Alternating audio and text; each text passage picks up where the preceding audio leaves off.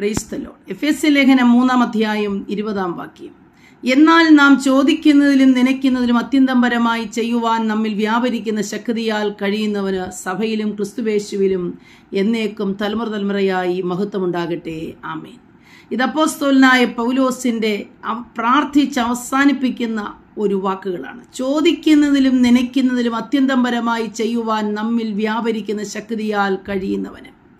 അപ്പോസ്തലൻ വളരെ വിശ്വാസത്തോടെ ശക്തിയോടെ ചില കാര്യങ്ങൾ ദൈവസന്നിധിയിൽ സമർപ്പിച്ച് പ്രാർത്ഥിച്ചു.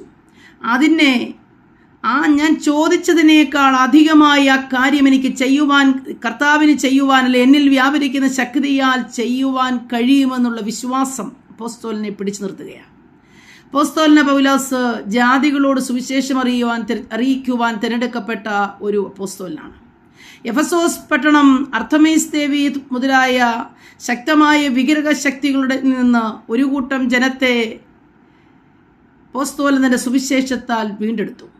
അങ്ങനെ അവിടെ ഉണ്ടായ സഭ എഫെസോസ് സഭ. ആ സഭയിലുള്ള ദൈവജനത്തിനു വേണ്ടി അപ്പോസ്തലൻ പ്രാർത്ഥിക്കുന്നു. സ്വർഗത്തിലും ഭൂമിയിലും സർവ്വലോകത്തിനും പേർ വരുവാൻ കാരണഭൂതനമായ കർത്താവായ യേശുക്രിസ്തുവിന്റെ നാമത്തിൽ മുട്ടുകുത്തി താൻ പ്രാർത്ഥിക്കുകയാണ്.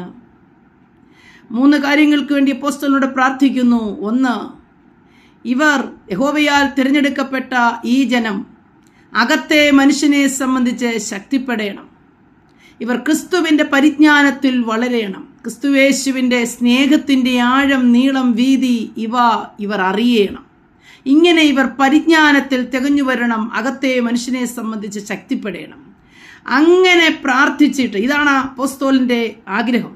ഈ ആഗ്രഹം ദൈവസന്നിധിയിൽ വെച്ചിട്ട് താൻ പറയുന്ന കാര്യമാണ്. എന്നാൽ ചോദിക്കുന്നതിലും നനയ്ക്കുന്നതിലും അത്യന്തം പരമായി ചെയ്യുവാൻ നമ്മിൽ വ്യാപരിക്കുന്ന ശക്തിയാൽ കഴിയുന്നവന്. രാവിലെ സമയം ദൈവത്തിൻ്റെ ആത്മാവ് ചോദിക്കുന്നു, ഒരു വിഷയത്തിനു വേണ്ടി പ്രാർത്ഥിക്കുമ്പോൾ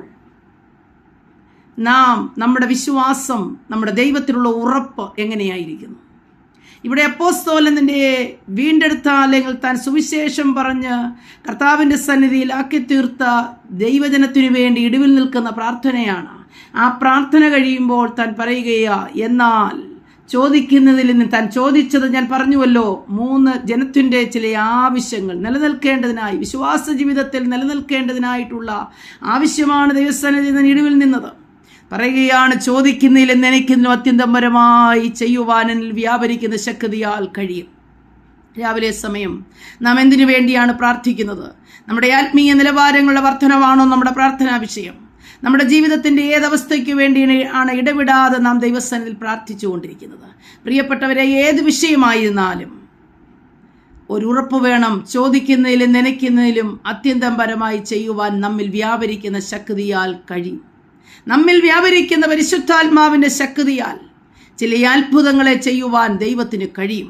അത് പൂർണ്ണമായൊരു വിശ്വാസമാണ്. കാരണം എഫെസോസിലുള്ള വിശ്വാസികൾ വളരെ കഠിനമായ ശോധനകളിൽ കൂടെ കടന്നുപോയിക്കൊണ്ടിരിക്കുക.